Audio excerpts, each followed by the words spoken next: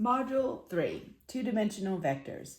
In the previous two modules, we learned some very valuable ways to analyze motion, as well as several equations that allow us to calculate many of the important variables which describe motion.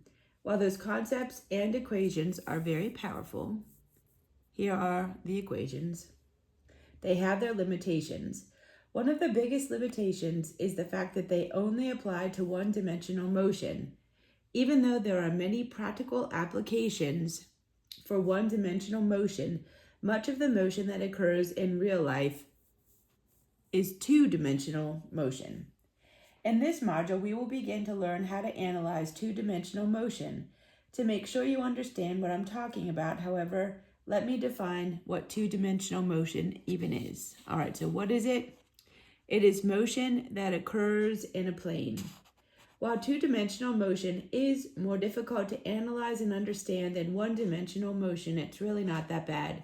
We don't need to learn any new physics, but we do need to learn a new mathematical concept. That's what we'll concentrate on in this module. All right, vectors. You should already have learned about vectors as a part of math. If you haven't specifically learned about vectors, you should have at least learned about the trigonometric functions, sine, cosine, and tangent, that are used in vector mathematics. While I usually do not like to review math concepts that you should already know, it is valuable to go through a careful review of the vectors. Math courses often do not teach this concept in a way that students can apply to physics. So in this module, I will give you a physicist's version of vectors. Even if you think you are fully competent on the subject of vectors, please read through this module carefully and perform all of the problems. If you really know it all, this module should be a breeze. Now, we've already learned a little about vectors. You should remember that from Module 1, that vector quantities contain information about direction. In one-dimensional motion, the direction information was contained in the sign of the vector. A positive sign indicated motion in one direction, while a negative sign indicated motion in the opposite direction.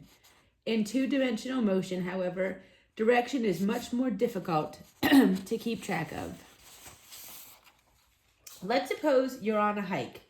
Your map tells you to walk 1.2 miles due east and 4.3 miles due north in order to get to your destination. Once you get there, how would you describe your displacement relative to where you started? Of course, one way would be to simply say that you are 1.2 miles east and 4.3 miles north of your original location. However, there is a better way to describe your position. To illustrate this, let's look at your hike on a Cartesian coordinate plane, right here. Since we can think of any two-dimensional motion in terms of an XY graph, we will be using the Cartesian coordinate plane quite a bit. For this particular example, we represent eastern motion along the x-axis as positive. So eastern this way is positive. Northern motion is along the positive y-axis. So this direction going up is positive. So we can write that if we want. So positive, positive in that direction. If there were southern motion, we would represent it as motion in the negative y direction. Likewise, western motion would be represented as a motion in the negative direction. Now that we have that down, let's look at the graph. In order to get your destination, you move 1.2 miles in the positive x direction east. So you started here and you went 1.2 miles east and 4.3 miles in the positive y direction to your finishing point right here.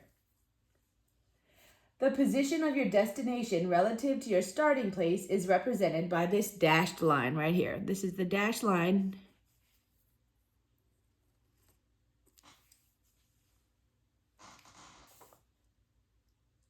The arrow points out the direction from your starting position to your destination. Notice that this arrow then both represents distance and direction. What do you have when you are given both distance and direction? You have displacement. Thus, the arrow represents the displacement vector. So our starting point here and our arrows up there. So this dashed line represents the displacement vector of your trip. In general, we use arrows to represent two-dimensional vectors. The length of the arrow is called the magnitude of the vector, and the arrow points out the direction of the vector. The magnitude of a vector tells us how much. In other words, the magnitude of a displacement vector tells us the distance, while the magnitude of a velocity vector tells us the speed. This is the first important point concerning vectors. Arrows represent two-dimensional vectors. The length of the arrow is the magnitude of the vector, while the arrow points out the direction. All right, so what we have to do, we have Pythagorean's theorem. A squared plus B squared equals C squared. C is the hypotenuse. So that's what we're going to try to solve for. So we're going to use C equals the square root of A squared plus B squared. So we come down here and we have the same triangle. It's a right triangle.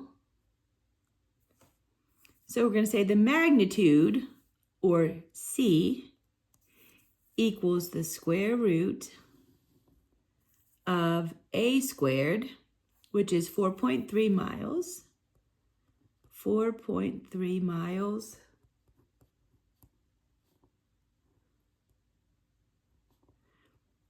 plus B squared, 1.2 miles squared. All right, so when we do the math, we get the magnitude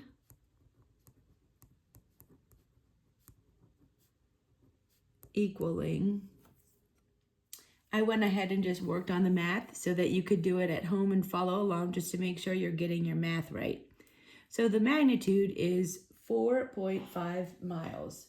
So since we know that the magnitude of this vector represents the distance from the starting point to the destination, we can now say that your destination is 4.5 miles away from your starting point. All right, so now we know how to tell someone the distance between the starting place and the destination, but how do we communicate direction? We need some way of describing where the arrow points, but how do we do that? All right, here's how. So the angle between the positive x-axis and the arrow is unique for each possible direction that the arrow can point. Thus, we can use this angle to describe the direction that the arrow points. This is the second major point concerning two-dimensional vectors. All right, so let me get a different color and write this. We're looking for this angle here. The angle between the arrow representing a two-dimensional vector and the positive x-axis provides the direction that the arrow points. Since the magnitude tells us how much the angle tells us direction, we now have everything we need to define a two-dimensional vector. Well, if the angle between the positive x-axis and the arrow represents the direction of the vector, it is important to be able to calculate it. And this is where you must know some trig. If you have not had enough trigonometry to know what sine, cosine, and tangent mean, you can go no further in this course because there is no way I can review all of that information that you need to know. Thus, if you have not already learned the three basic trigonometric functions, sine, cosine, and tangent, and how they are defined on a right triangle, put this course away until you have.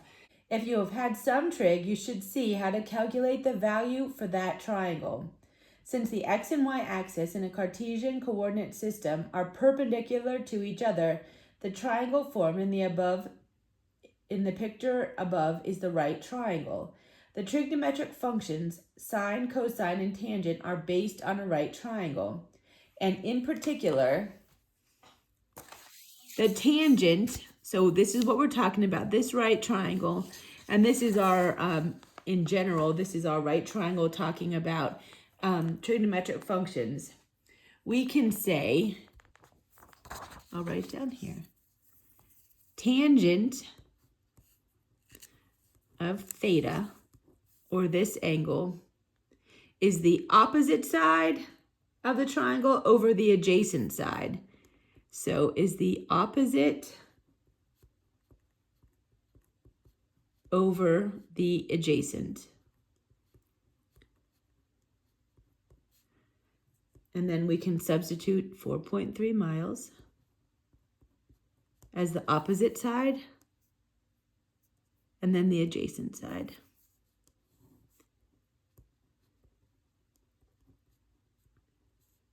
All right, we can automatically just cancel out the miles. We're looking for an angle, so we need it to be a degree. It should not end up being miles. So these cancel out nicely. We're left with 4.3 over 1.2. So the tan of theta equals 3.6. That's just dividing that out and paying attention to significant figures. At this point, we have the tangent of the angle, but we still do not have the angle itself. From math class, you should have learned that to solve for theta, in this equation, to solve for theta, we need to take the inverse tangent of both sides. So we can say theta is the inverse tangent of 3.6. And in your calculator, if you do it properly, you should get an answer of 74 degrees. Try this now on your calculator to make sure you know how to calculate the inverse tangent. If you do not get 74 degrees, you could have one or more problems. Your calculator may not be in degrees mode, so look at your calculator manual for instructions on changing from degrees to radians to gradients, and you need to make sure it's in degrees mode. If you still did not get the correct answer, 74.475889, and that's the number in ignoring significant figures, you are probably not using your calculator properly. All right, now we have both the magnitude of the vector. So we have the magnitude of the vector as 4.5 miles and its direction as 74 degrees. So to describe your position to someone else, you would say, I am 4.5 miles away from my starting position at a heading of 74 degrees. When you say this, a person need not follow your route to get to you. Rather than walking 1.2 miles due east and then 4.3 miles north for a total of 5.5 miles, a person could just head out at an angle of 74 degrees and walk 4.5 miles.